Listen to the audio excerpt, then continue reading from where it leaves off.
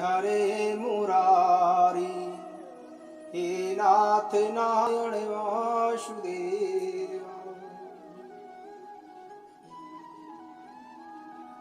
एक दिन श्याम सुंदर कह रहे थे, मैया मुझे माखन भाता है, तू मेवा पकवान के लिए कहती है, परंतु मुझे तो वे रुचते ही नहीं।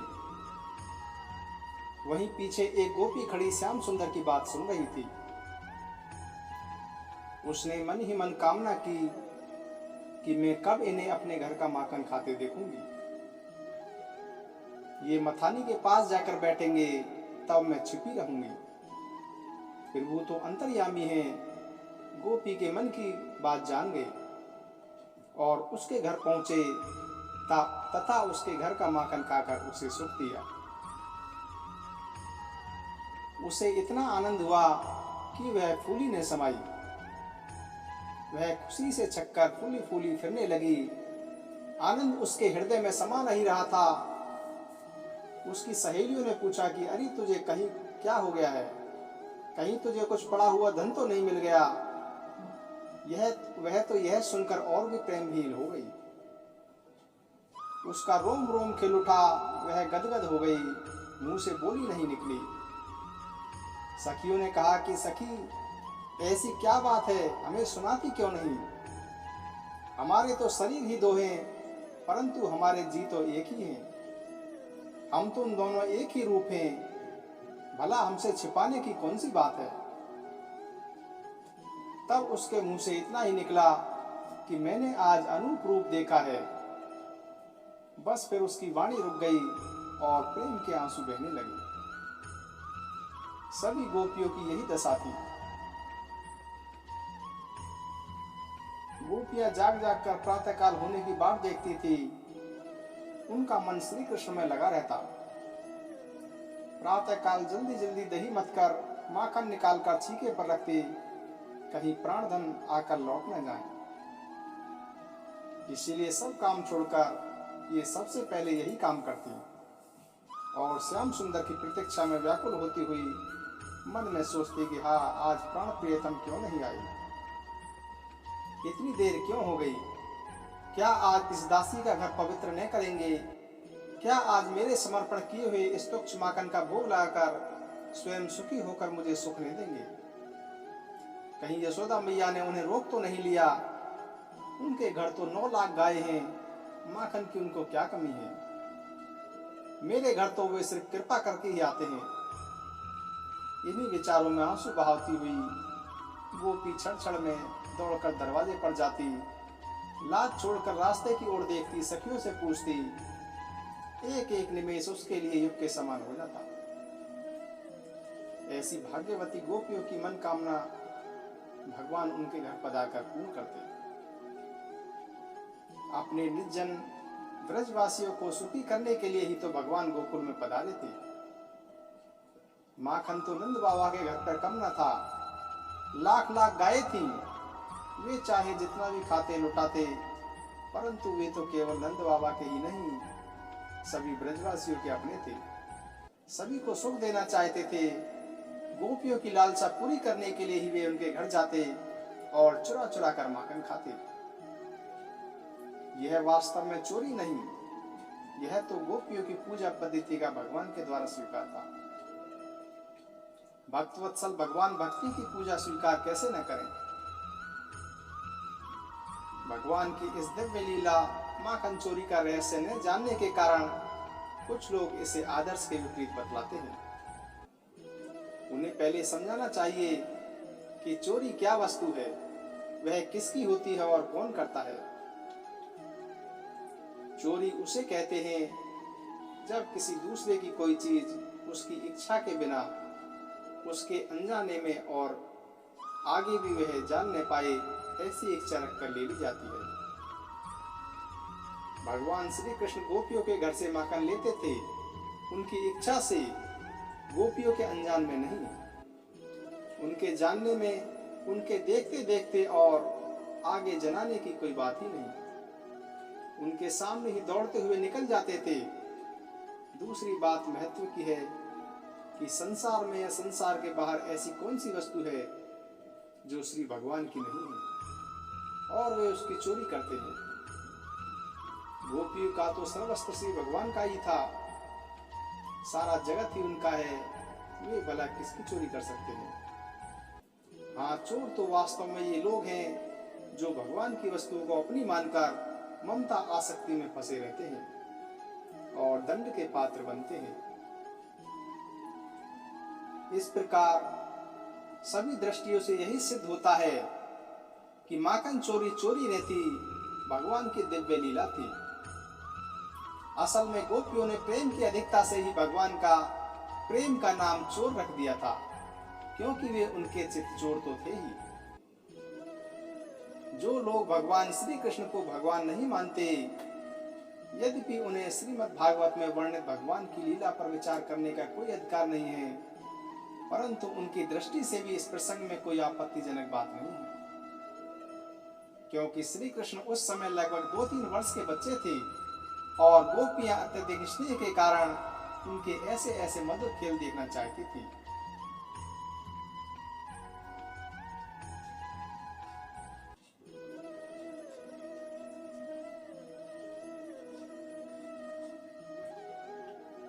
श्री सुखदेव जी ने कहा कि परीक्षित, नंद बाबा पूर्व जन्म में एक श्रेष्ठ वसु थे। उनका नाम था द्रोण और उनकी पत्नी का नाम था धरा। उन्होंने ब्रह्मा जी के आदेशों का पालन करने की इच्छा से उनसे कहा कि भगवान, जब हम पृथ्वी पर जन्म लें तब जगदीश्वर भगवान श्री कृष्ण में हमारी अनन्य प्रेम में भक्ति हो, जिस भक्ति के द्वारा संसार में लोग अनायासी दुर्गतियों को पार कर जाते हैं। ब्रह्मा जी ने कहा कि ऐसा ही होगा। वे ही परम यशस्वी भगन में द्रोण ब्रज में पैदा हुए, उनका नाम हुआ नंद, और वे ही धरा इस जगत में यशोदा के नाम से उनकी पत्नी हुई। परीक्षित, अब इस जन्म में जन्म मृत्यु के चक्र से छुड़ाने वाले भगवान उनके पुत्र हुए और समस्त गोपियों की उपेक्षा इन पति पत्नी नंद और यशोदा जी का उनके प्रति अनन्य प्रेम था। ब्रह्मा जी की बात सत्य करने के लिए ही भगवान श्री कृष्ण बलराम जी के साथ ब्रज में रहकर समस्त ब्रजवासियों को अपनी बाल लीलाओं से आनंदित करने लगे। एक बार की बात है कि नंद रानी यशोदा जी ने घर की दासियों को तो दूसरे कामों में लगा दिया और स्वयं अपने लाला को माखन खिलाने के लिए दही मथने लगी। मैंने तुमसे अब तक भगवान के जिन जिन बाल लीलाओं का वर्णन किया है, दही मंथन के समय वे सब उनका स्मरण करती और गाती भी जाती थी। वे अपने स्थूल कटिवाग से सूत से बांधकर रेशमी लहंगा पहने हुए थी। उनके स्तनों में से पुत्र स्नेह की अधिकता से दूध चूता जा रहा था और वे कांप भी रही थी। नेति खींचते रहने से बाहें कुछ थक गई थी। हाथों के कंगन और कानों के कर्णफूल हिल रहे थे। मुंह पर पसीने की बूंदें झलक रही थी। सुंदर भाव वाली यशोदा इस प्रकार दही मथ रही थी। उसी समय भगवान श्री कृष्ण स्तन पीने के लिए दही मथती हुई अपनी माता के पास आए। उन्होंने अपनी माता के हृदय में प्रेम और आनंद को और भी बढ़ाते हुए दही की मथानी पकड़ ली तथा उन्हें मथने से रोक दिया। श्री कृष्ण माता यशोदा की गोद में चढ़ गए। वात्सल्य स्नेह की अधिकता से उनके स्तनों से दूध तो स्वयं ही झर रहा था। वे उन्हें पिलाने लगी और मंद मंद मुस्कान से युक्त उनका मुख देखने लगी। इतने में ही दूसरी ओर अंगीठी पर रखे हुए दूध में उफान आया। उसे देखकर यशोदा जी उन्हें अतृप्त ही छोड़कर जल्दी से दूध उतारने के लिए चली गईं। इससे श्री कृष्ण को बहुत क्रोध हुआ और उनके लाल लाल होठ फड़कने लगे। उन्हें दांतों से दबाकर श्री कृष्ण ने पास ही पड़े हुए लोटे से दही का मटका फोड़ डाला और बनावटी आंसू आंखों में भर लिए और दूसरे घर में जाकर अकेले ही बासी माखन खाने लग गए। यशोदा जी औटे हुए दूध को उतारकर फिर मथने के लिए घर में चली गई। वहां देखती हैं तो दही का मटका टुकड़े टुकड़े हो गया है। वे समझ गई कि यह सब मेरे लाला की ही करतूत है। साथ ही उन्हें वहां न देखकर यशोदा मां हंसने लगी। इधर उधर ढूंढने पर पता चला कि श्री कृष्ण एक उल्टे हुए उखल पर खड़े हैं और छीके पर का माखन ले लेकर बंदरों को खिला रहे हैं। उन्हें यह भी डर है कि कहीं मेरी चोरी खुल न जाए, इसलिए चौकन्ने होकर चारों ओर ताकते जाते हैं। यह देखकर यशोदा रानी पीछे से धीरे धीरे उनके पास जा पहुंची। जब श्री कृष्ण ने देखा कि मेरी माँ हाथ में छड़ी लिए मेरी ओर आ रही हैं, तब झट से ओखली पर से कूद पड़े और डरे हुए की भांति भागे। परीक्षित, बड़े बड़े योगी तपस्या के द्वारा अपने मन को अत्यंत सूक्ष्म और शुद्ध बनाकर भी जिनमें प्रवेश नहीं कर पाते, पाने की तो बात ही दूर रही, उन्हीं भगवान के पीछे पीछे उन्हें पकड़ने के लिए यशोदा जी दौड़ी।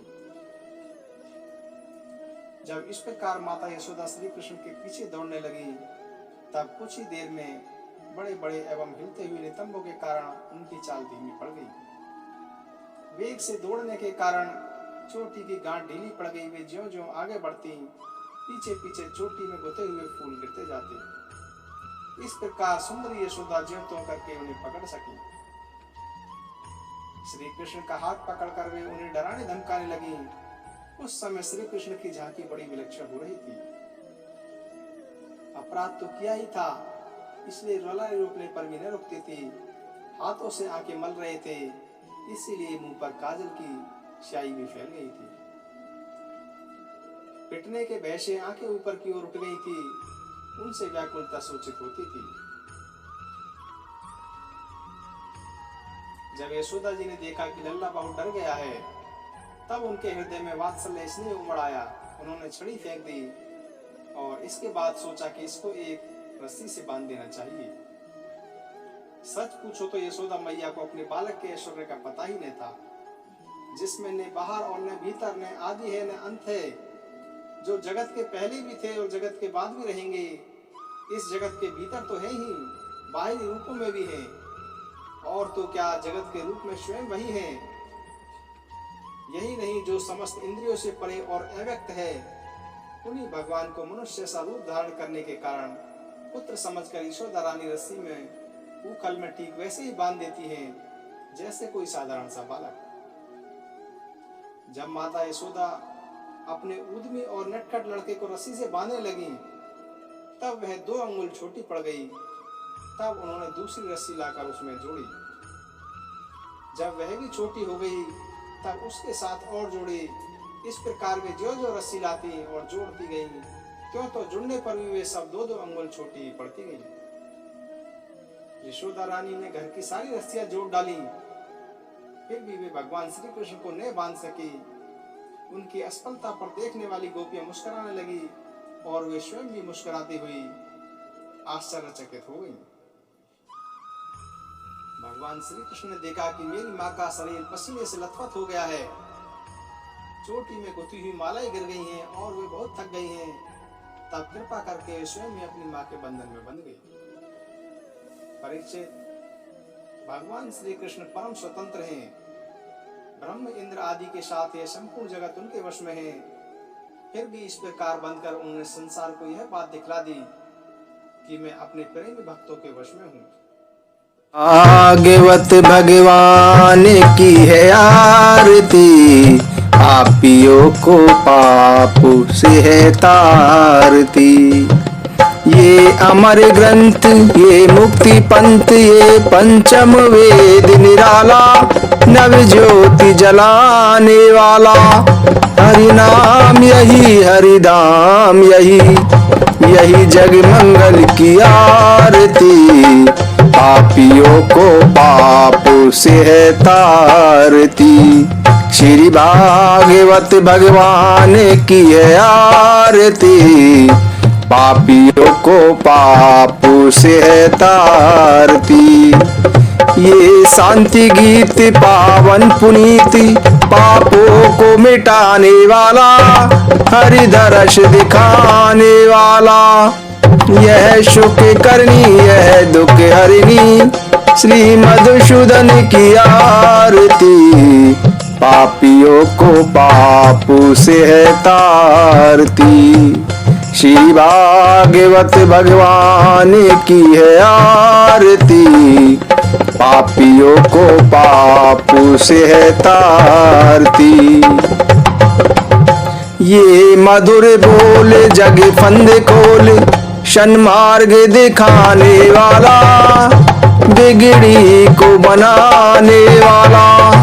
श्री राम यही सघन श्याम यही प्रभु महिमा की आरती, पापियों को पाप से है तारती। श्री भागवत भगवान की है आरती, पापियों को पाप से है तारती। श्री कृष्ण गोविंद हरे मुरारी, नाथ नारायण वासुदेवाय।